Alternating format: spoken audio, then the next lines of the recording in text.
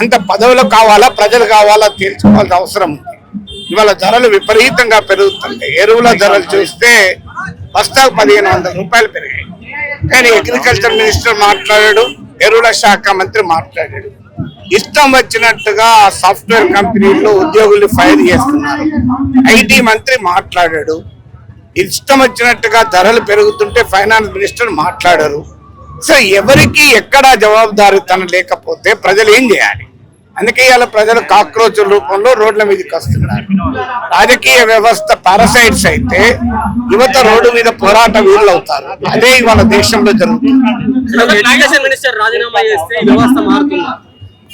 ఒక education minister Lal Bahadur Sastry ఒక railway accident రాజీనామా చేశారు. రైల్వేలు వారినాయని కాదు, ఈ ఎడ్యుకేషన్ మినిస్టర్ కాబట్టి ఇంకో ఎడ్యుకేషన్ మినిస్టర్ వస్తారు. కానీ ఎవరో ఒకరు అకౌంటబుల్. మరి మీరు మా పోనీ ఎడ్యుకేషన్ మినిస్టర్ రాజీనామా చేయాల్సిన అవసరం లేదు. 2025లో నీట్ లీక్ అయింది. మళ్ళీ 2020